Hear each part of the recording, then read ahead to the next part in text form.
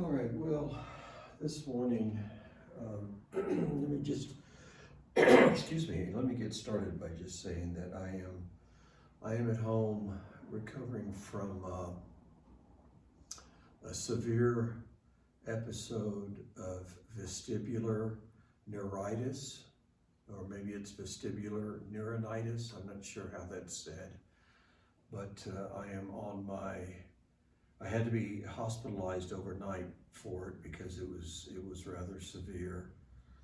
And I got home on Thursday, and so today is Sunday morning, and I'm doing well in my recovery. I'm feeling a little bit better each day, and feeling like I'm gaining more and more strength uh,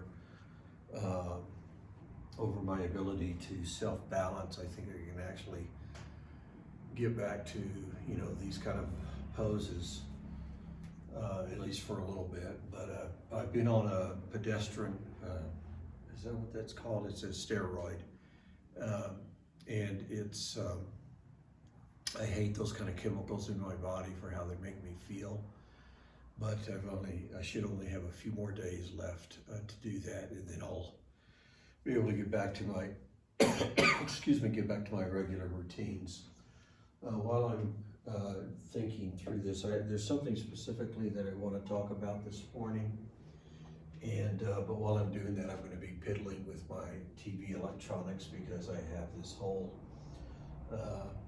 sloppy feng shui kind of a thing about how things look in my house, and so one of them happens to be this TV system that I have that drives me crazy because it never looks nice. It always looks kind of clunky, and so I'm kind of fiddling around with that. But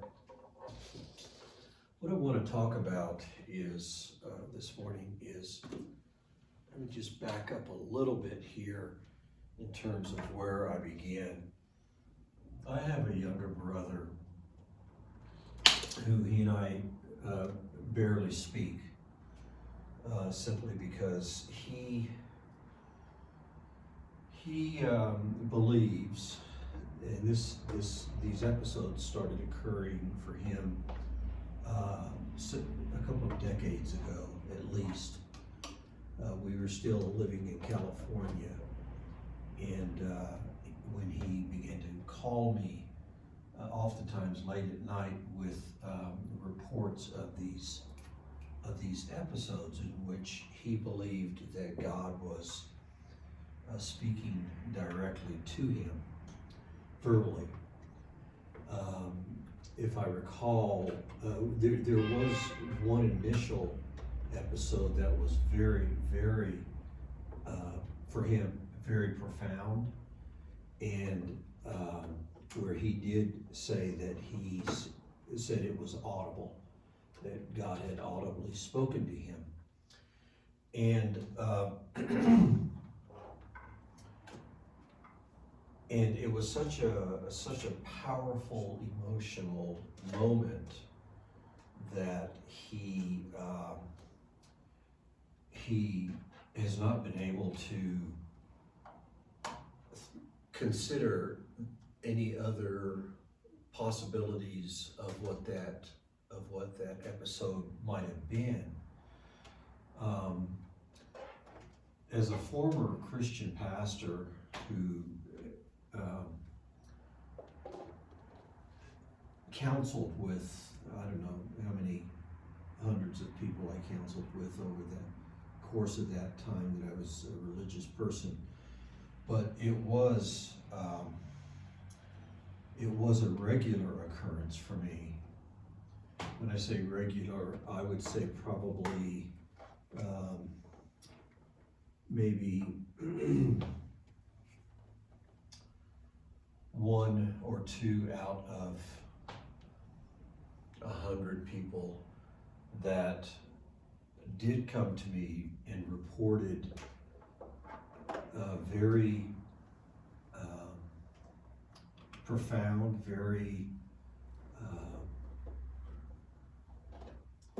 life-altering claims of experience in which they believed that God had somehow spoken directly to them, like my brother had claimed. There were at least two that I knew of that, even though I never was and have no training on this whatsoever, I knew that they were suffering from at least some form of schizophrenia. And in one case, for sure, it was schizophrenia of a paranoid type, because he believed that the voices that he was hearing were quite literally out to get him, trying to steal his mentality, if you will. But anyway, so I had this brother who we do not stay in touch with each other because of this as a problem. He and I reconnected very briefly late last year, around this time. It's been a year, I guess, now, and or maybe sooner. But we reconnected, and he instead of, when he reconnected with me, it wasn't a request to talk. Instead, he just said, I need to tell you, I need to be honest with you, I need to tell you what I think, etc. And so we got on the phone and we exchanged some messages back and forth, electronic messages, and then we got on the phone for about an hour. And during that call, he used that time to lure me into kind of a trap, if you will. I kind of knew what was going on, but when you care about someone, when you love someone, a family member especially, and you wish that you could somehow have a relationship with them, I think you do tend to bend the rules a little bit for them, because they, you want that relationship, and you're just kind of hopeful that somehow you can get it to work. Well, anyway, he asked me why I didn't believe in God, and I told him, and he didn't respond immediately, but he did ask me, what do I think about his claims of directly communicating with God. And he had been, during this conversation, he had been insisting the whole time that I be honest with him. Tell me honestly. You've got to be honest. I'm going to be honest with you. You've got to be honest with me. And so I did. I just told him. He said, what do you think of all of this? And I just told him, I don't believe you. I don't believe that what you've experienced is real. Because I don't. So he didn't react in the moment to that, but he sent me, and this is kind of leading up to what I'm getting to. He sent me this a long email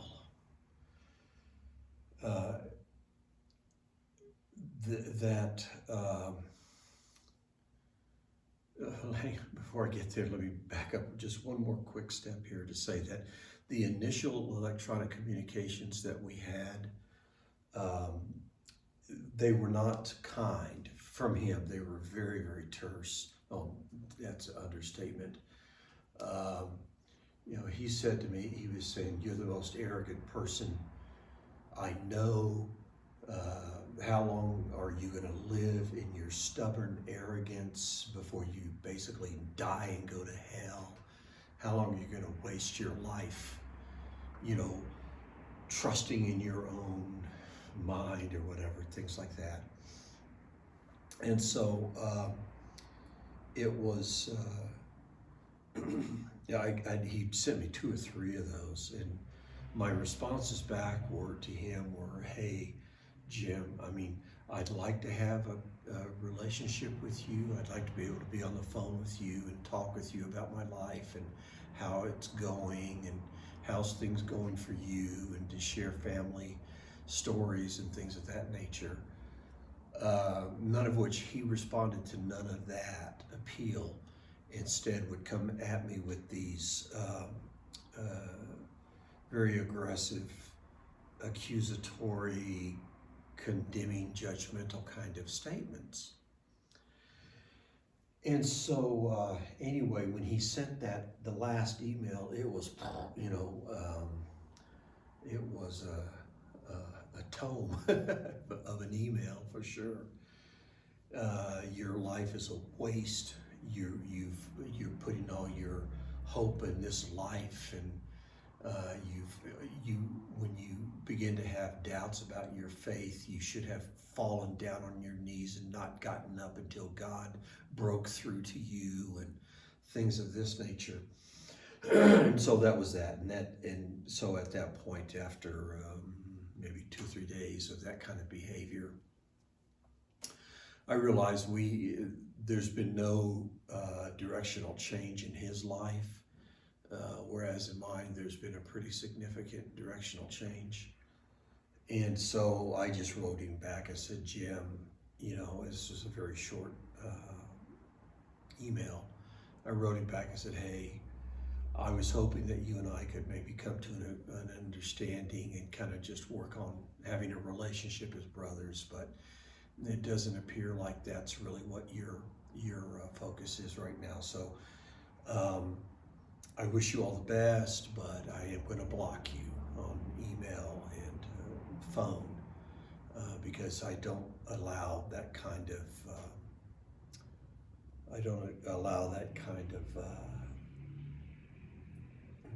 what would you call that, approach to relationships in my life. I'm trying not to use the word toxic because that's, can be a bit of a fluid word, but I don't let those kind of people into my life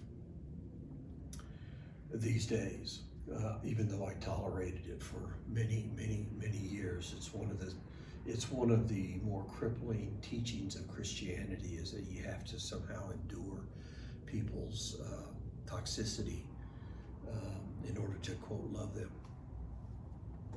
So anyway, that's the backdrop to leading up to what's occurred now in the last few months.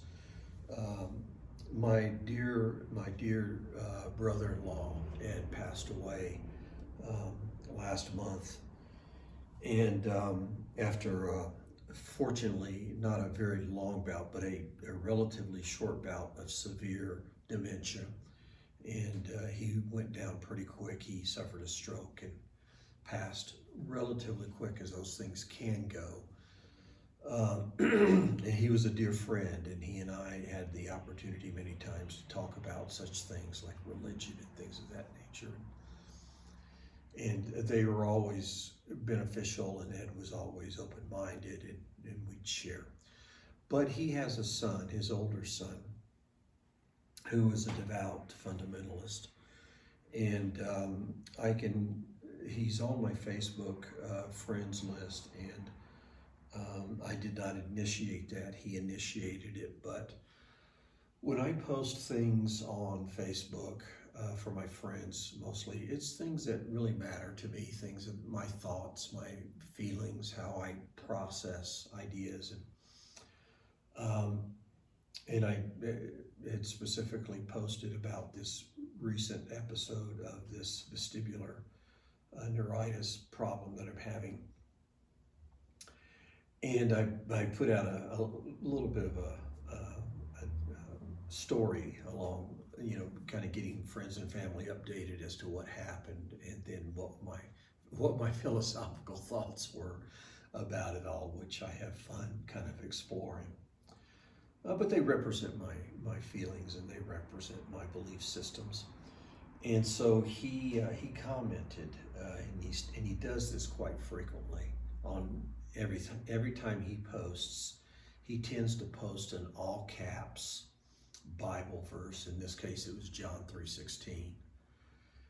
And telling me that, while he agreed with one point that I made, ultimately, true fulfillment in life is found only in Jesus Christ, and only if you accept him as your Lord and Savior, and that kind of stuff. And so I thought, okay, I mean, he's done this now several times, and I've been very gracious. I showed some deference because of the passing of his father, and I didn't want to, evoke any kind of more difficult, complicated feelings for him while he was processing the grief of his father. But I did. I thought, okay, well, I can't just let this kind of go. So I responded back to him, and in my response, I just said, hey, I know you're coming from a place of sincerity, but it's not going to be helpful. I'm not going to engage with somebody in a conversation if the assumption is that they consider themselves to be automatically right, and that I am automatically wrong just because I don't agree with their religious position, which is the situation with my brother. And it's been the situation with a number of people that I've encountered who have known me and known my past. And so I said, if you want to have a conversation about these things, I'm willing to talk. I'm willing to have, but there's got to be an agreement that it's going to be an open conversation and not a one-sided conversation, because I think most people know, the further you are along in your fundamentalist religious beliefs, or maybe whatever, not just religious, but other fundamentalist beliefs, conspiratorial beliefs, things of that nature, you're less prone to be open to other ideas. And so you tend to dominate the conversation. All you want to do is preach. All you want to do is, I call it drive-by conversations, where you just lob these statements over at somebody that you take off before they can nail you down or ask any follow-up questions. And so I told him, I said, I'd be open to a conversation, but it's going to not be on these terms and I told him, I said, I won't be spoken down to. And that is my position. That is my standard. I will not be spoken down to. When people come at you, oh, you'll die and go to hell. Well, frankly, you can go to hell right now. I don't really care. But I won't be spoken to in that way, and I won't have my ideas and the values that I have worked so hard on in my life just to be dismissed. I use the term in that response to him. I use the phrase, I should say, condescendingly dismissive. I don't tolerate that. If you want to have a conversation with me, you're going to have to come at me from an informed position and prepared to support your claims. I didn't say all of that, but that's kind of where that would lead. So anyway, it's been on my mind while I'm sitting here trying to recover from this condition. And I was thinking this morning, why is it that it kind of sticks in my craw? Why can't I just sort of move past this? And it's because I think that because when you engage with these people, in my case specifically, it is religious fundamentalism in some form or fashion. It can also be, again, I've also experienced this in political fundamentalism, in conspiratorial fundamentalism, these other areas. And maybe there's even, I know Christians say, well, science is the same way. Well, I don't agree with that. I'd have to be shown the evidence that they're like that they're fundamentalist in that same regard. But what has stuck in my craw is the fact that you never have an opportunity to reply. They don't let you say anything back. It's almost like They open the door, they shout in a bunch of words, and they slam the door shut. You know, I think it gives them a feeling, honestly, and I'm trying to think back to my own religious experiences. I think that may bolster a sense of superiority for people. I got you. You can't do anything about this. Bah! And then they take off, you know. Rather than coming to me and saying, hey, what I think is this, this, and this. How do you view that? Excuse me just a moment. And so,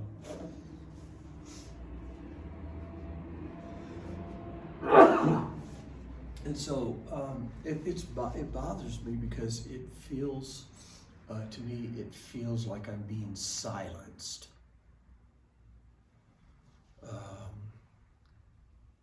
Like I'm being authoritatively dictated to. You will believe this or else.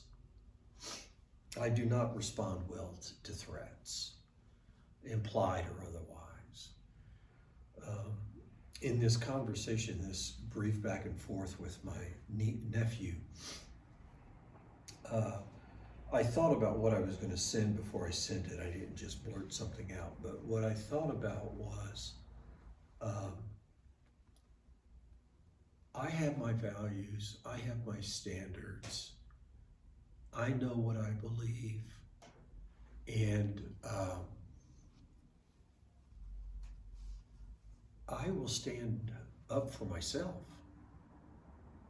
I'm not going to wait for you to give me permission for me to stand on my values, because what he doesn't know, my brother Jim doesn't seem to know or accept. Maybe they're intellectually aware of it, but they don't accept it. Is I've worked hard to form values that are meaningful for me, that I believe align with my reality. And they're hard fought. Let me tell you, they are hard fought. I have earned my beliefs. And I certainly don't allow people to dictate to me what I should or shouldn't believe. So anyway, I think I had another thought in there. It got a little away from me, but that's how I'm feeling this morning, is that I'm not going to carry guilt around for wishing that I didn't have to say that to my brother or my nephew or any number of other people who I've been in similar situations with since my departure from religion. I don't do any self-justifying anymore. I don't seek permissions to think freely and to think honestly and openly for myself. So, by the way, he did respond. My nephew did respond back, and it was just okay deal. Have a great day. Enjoy your holidays, that kind of stuff. And but I guess the other thing that really disturbs me is why won't these people ever engage? Why? I know one thing. Whether they either recognize it or are willing to admit it, like my brother Jim, man, he is driven by fear. He lives a fearful life. They're afraid of me, they're afraid of the world, they're afraid of unbelievers, they're afraid of their own God, they're afraid of everything. They're devils and demons and And I can't help that. That's a personal struggle if you want to live your life driven by fear. Fear that your God is going to fry your ass in some eternal flame because you refuse to submit.